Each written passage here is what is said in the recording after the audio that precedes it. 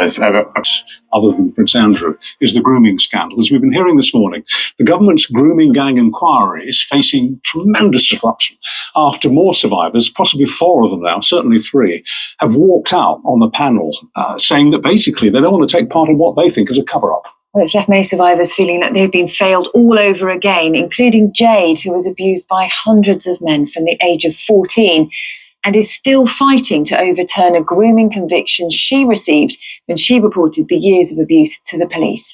Well, also joining us is the former Greater Manchester police detective and very much whistleblower in this story, Maggie Oliver. And you're still blowing the whistle, Maggie. You've written a trenchant piece in one of this morning's newspapers. I just want to quote one of the paragraphs from it. You say, what has rightly outraged the British public is not just the scale of the abuse by these predatory gangs of often Pakistani Muslim men in towns across England, but the systematic cover-up by the very institutions whose duty it is to protect all children. And you think, and you're here to say this morning, that incredibly, that cover-up is now being committed by the very committee, as it were, that's been set up to investigate it. Yeah, morning, Richard and Charlotte. We've spoken before. So this is the latest in a long line of cover-ups. It's why I resigned from the police, because I saw the institutions that were meant to be protecting children like Jade and prosecuting their abusers turn a blind eye. And unfortunately, Louise Casey did a phenomenal job. I met her and I introduced her to a whole... Baroness Casey. Yeah. Baroness Casey. No, just... her request to a group of survivors, including Jade. And she was in no doubt that we needed an investigation into grooming gangs. So this inquiry from day one, in my opinion, has wanted to water down that very subject. And why would that be? Can I ask you why I'm interested in motive here.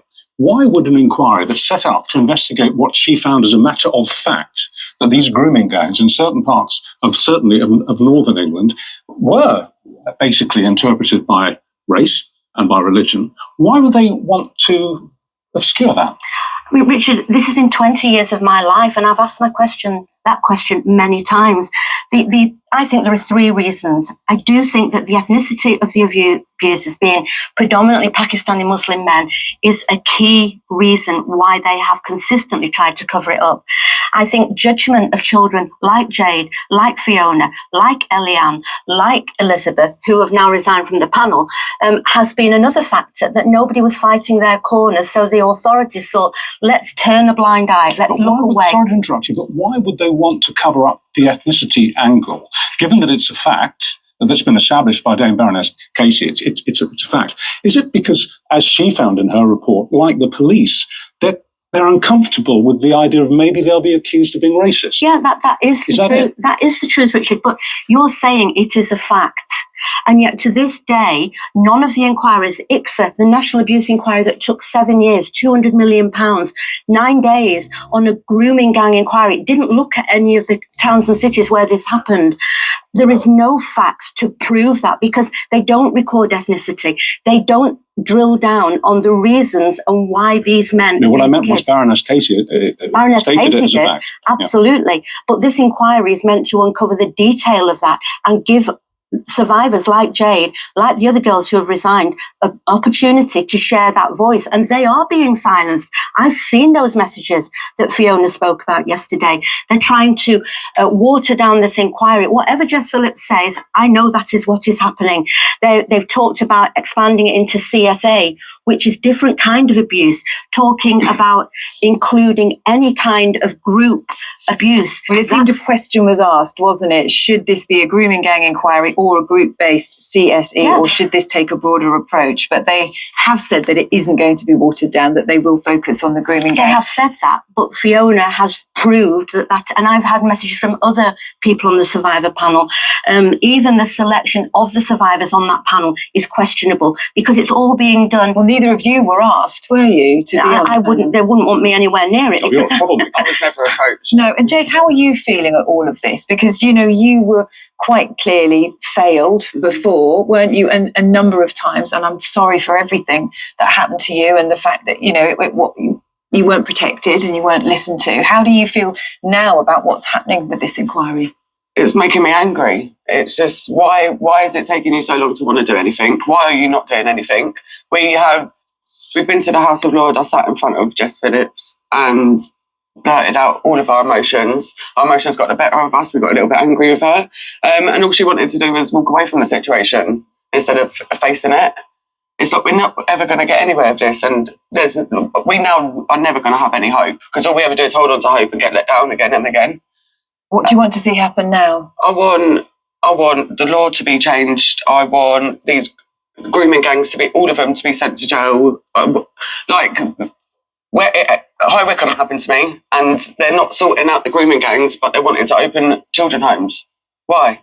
Sort out what the problem that's happening in your town before opening more opportunities for these kids potentially to happen again. Yeah. Actually deal with the situation. I don't understand why they're not. Before this all happened and these walkouts happened with people, like victims like you, saying, oh, enough, they're not listening. This isn't going in the way it should be going. Before that, were you reasonably optimistic that this inquiry was going to get to the bottom of it? Yeah, I actually had quite a lot of hope, because Baroness Casey's report was absolutely amazing. I was hoping that something would have been done by now. I think what I'd say, Richard, is that Jade was one of the girls that my charity, the foundation, took to meet Baroness Casey. And we've got an umbrella group of 25 survivors who want to speak to this inquiry. You know, Jade's story was actually referred to in Baroness Casey's report. And she said that the people that she had met, the survivors she had met, including Jade, should be front and centre of this inquiry.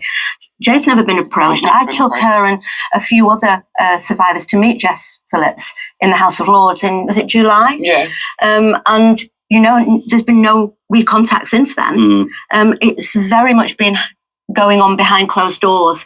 And that is worrying. What struck a lot of people yesterday, in and out of the media and in the population at large, was that the statement by Jess Phillips, the government minister here, was so dismissive of what people like you, the victims, were reporting. I mean, they've been in these committee meetings.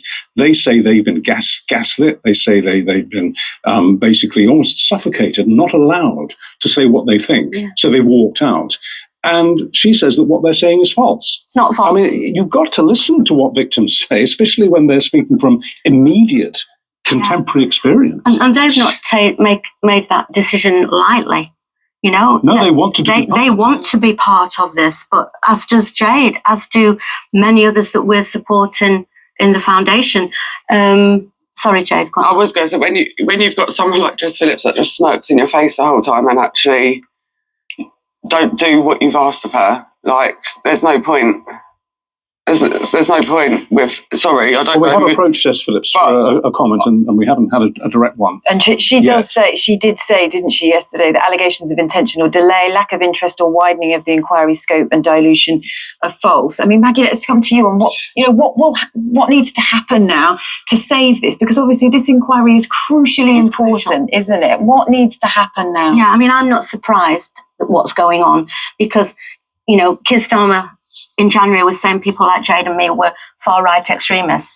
So it's being led by people who actually don't want to do the job they're meant to be doing. What we need is a chair who will get a grip of this. Judge. I think a judge, and actually Fiona Goddard yesterday, I spoke to her and she made a really good point.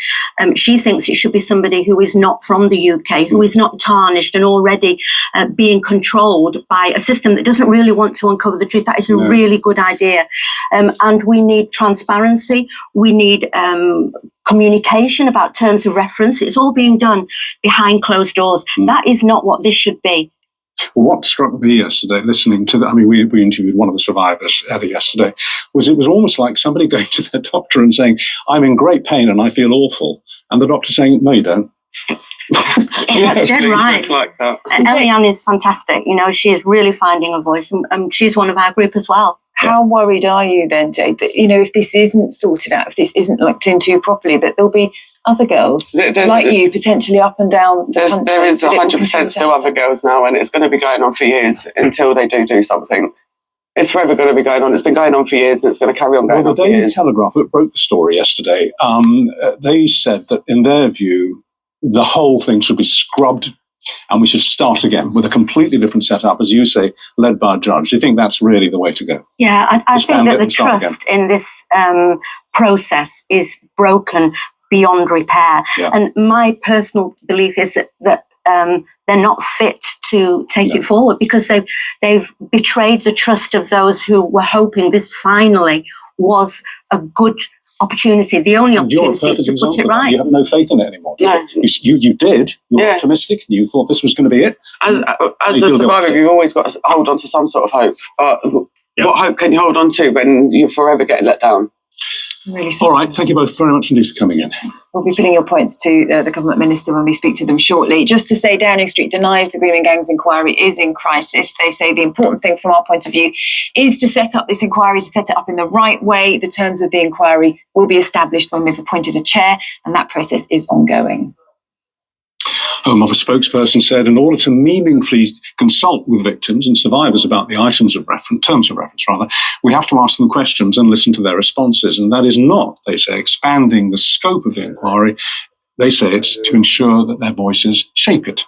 And if you have been affected by any of the issues we've been discussing, don't forget you can always find advice and support at itv.com/helplines. Kidoke. Randy's here again for Lorraine at 9 o'clock. What you got, Randy? Well, as pressure grows on Prince Andrew to leave his royal lodge, we have the one reason he could actually give up the mansion.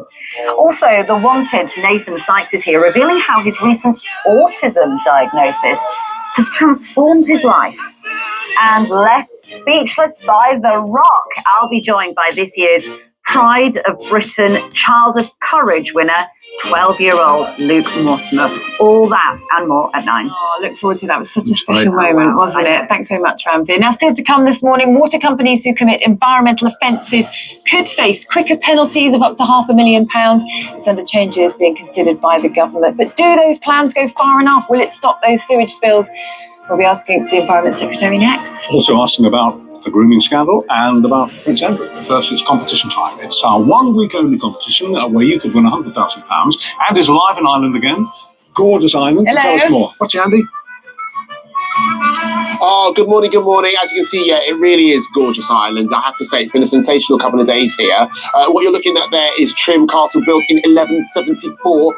Still standing, was used in Braveheart, as we identified and explained a little bit earlier in the morning. Now, what I need to explain is the fact that you could win £100,000. The lines close on Friday, and I know it's only Wednesday, but as you know, the clock ticks straight away on this show. You don't want to miss out. I want you to win £100,000. It's a life-changing amount of money. And just imagine, you could come any